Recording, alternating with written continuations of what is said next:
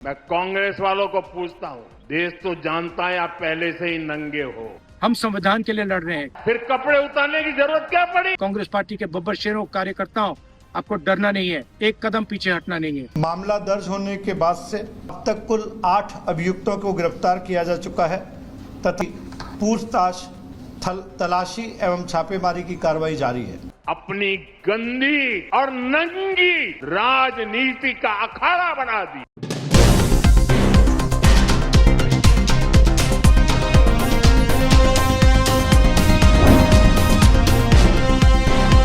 नमस्कार, आप देख रहे हैं द संकेत लाइव और मैं हूं तमन्ना। आज हम बात करने जा रहे हैं दिल्ली के एआई इम्पैक्ट समिट हंगामा मामले में हुई बड़ी कार्रवाई की, जिसमें इंडियन यूथ कांग्रेस यानी आईवाईसी के राष्ट्रीय अध्यक्ष उदय भानु चिप को गिरफ्तार कर लिया गया है। 23 फरवरी को दिल्ली पुलिस ने उन्हें पूछताछ के लिए बुलाया था और करीब 20 घंटे की लंबी पूछताछ के बाद आज उन्हें गिरफ्तार कर लिया गया है। चिप को पटियाला हाउस कोर्ट में पेश किया गया है और दिल्ली पुलिस ने 7 दिन की रिमांड की मांग की है।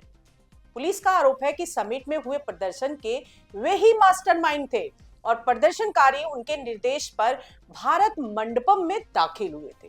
पुलिस का कहना है कि लॉजिस्टिक सपोर्ट भी चिप की ओर से ही उपलब्ध कराया गया था। 195 सबसेक्शन 1, 221, 223 सबसेक्शन ए, 196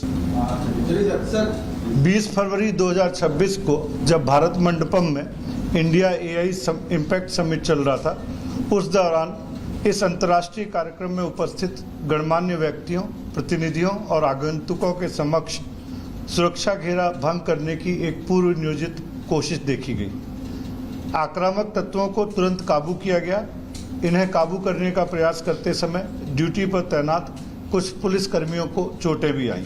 मामला दर्ज होने के बाद से अब तक कुल 8 अभियुक्तों को गिरफ्तार किया जा चुका है तथा अन्य चिन्हित अभियुक्तों एवं संदिग्धों की पूछताछ, तलाशी एवं छापेमारी की कार्रवाई जारी है।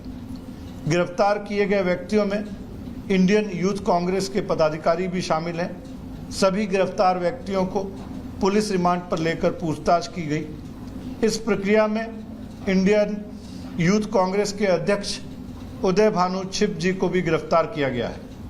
फिलहाल कोर्ट ने रिमांड पर अपना आदेश सुरक्षित कर लिया है और दोपहर में फैसला सुनाया जा सकता है।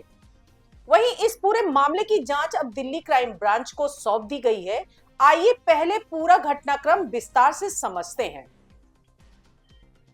20 फरवरी को नई दिल्ली स्थित भारत मंडपम में आयोजित एआई इम्पैक्ट समिट के दौरान इंडियन यूथ कांग्रेस के 11 सदस्य कथित तौर पर परिसर में दाखिल हुए और हाल के अंदर शर्टलेस होकर प्रधानमंत्री नरेंद्र मोदी की फोटो वाली टी शर्ट लहराई और पीएम मोदी इज कॉम्प्रोमाइज के नारे लगाए।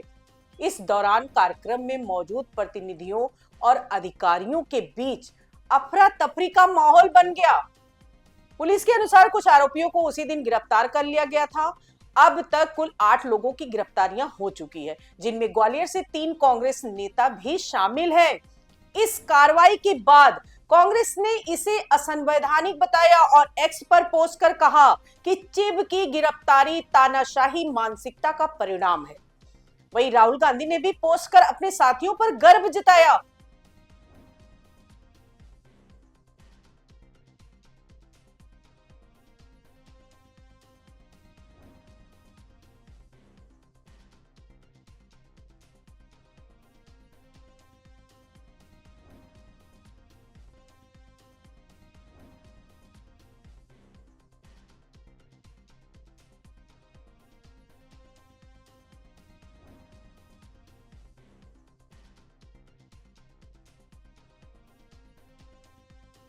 और कहा कि जिन्होंने कंप्रोमाइज्ड पीएम के खिलाफ निडर होकर आवाज उठाई वे बब्बर शेर है।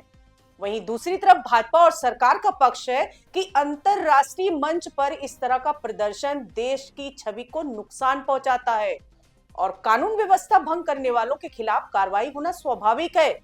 इस पूरे विवाद के बीच प्रधानमंत्री नरेंद्र मोदी के हालिया बयान ने बहस को और भी तेज कर दिया है। उन्होंने कांग्रेस पर हमला बोलते हुए कहा था कि मैं कांग्रेस वालों से पूछता हूं, देश वो तो जानता है, आप पहले से ही नंगे हो, फिर कपड़े उतारने की जरूरत क्या पड़ी। साथियों, कांग्रेस ने भारत के एक वैश्विक आयोजन को अपनी गंदी और नंगी राजनीति का अखाड़ा बना दिया। मैं कांग्रेस वालों को पूछता हूं, देश तो जानता है आप पहले से ही नंगे हो, फिर कपड़े उतारने की जरूरत क्या पड़ी। इस बयान को लेकर विपक्ष सवाल उठा रहा है कि क्या यह भाषा प्रधानमंत्री पद की गरिमा के अनुरूप है। 75 साल की उम्र और देश का सर्वोच्च पद संभालने वाले नेता से अपेक्षा की जाती है कि वे शब्दों की मर्यादा रखें। वहीं आलोचकों का कहना है कि असहमति का जवाब अपमान से नहीं बल्कि तर्क और तथ्यों से दिया जाना चाहिए। सवाल यह भी उठ रहा है कि क्या देश की राजनीति अब इसी स्तर पर होगी? क्या विरोध को देश विरोध करार देकर और कड़ी भाषा का इस्तेमाल कर लोकतांत्रिक बहस को सीमित किया जाएगा?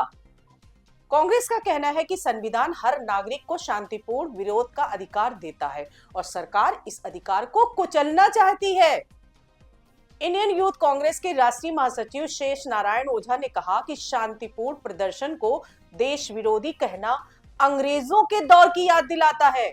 उनका आरोप है कि जंतर मंतर से लेकर विभिन्न राज्यों में विरोध के दौरान पुलिस ने लाठीचार्ज और वाटर कैनन का इस्तेमाल किया और हर असहमति को एंटी इंडिया बताने का प्रयास किया जा रहा है। वहीं सरकार समर्थक तर्क देते हैं कि किसी भी बड़े अंतर्राष्ट्रीय कार्यक्रम में घुसकर नारेबाजी करना और कार्यक्रम की गरिमा भंग करना कानून का उल्लंघन है और ऐसे में सख्त कार्रवाई भी आवश्यक है।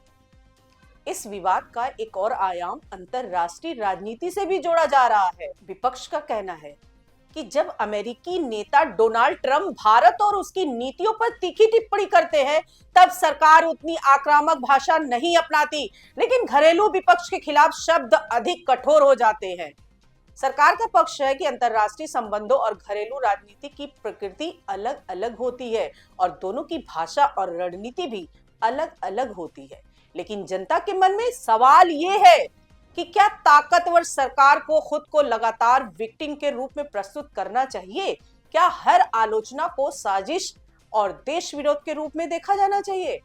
और क्या राजनीतिक संवाद में भाषा का स्तर गिरता जा रहा है? इस पूरे मामले में दो मूल प्रश्न उभरते हैं। पहला, लोकतांत्रिक अधिकारों का क्या विरोध का अधिकार उतना ही मजबूत है जितना संविधान कहता है, या फिर सार्वजनिक व्यवस्था और राष्ट्रीय छवि के नाम पर उस पर सीमाएं लगाई जाएंगी? वहीं दूसरा, राजनीतिक भाषा की मर्यादा क्या देश के सर्वोच्च पद पर बैठे व्यक्ति से अपेक्षा अलग नहीं होती? क्या सत्ता और विपक्ष दोनों की आत्म मंथन की जरूरत नहीं है?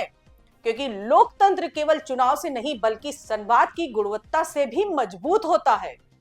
तो कार्रवाई होनी चाहिए, लेकिन यदि कार्रवाई चयनात्मक या अत्यधिक प्रतीत होती है तो सवाल उठना भी स्वाभाविक है। इसी तरह यदि विपक्ष का विरोध तीखा है तो सत्ता पक्ष का जवाब भी दृढ़ हो सकता है, लेकिन भाषा की गरिमा दोनों की जिम्मेदारी है। फिलहाल अदालत के आदेश का इंतजार है कि उदय भानुचीप को पुलिस रिमांड मिलती है या नहीं और क्राइम ब्रांच की जांच किस दिशा में आगे बढ़ती है। आने वाले दिनों में यह मामला केवल कानूनी नहीं बल्कि राजनीतिक बहस का भी केंद्र बना रहेगा।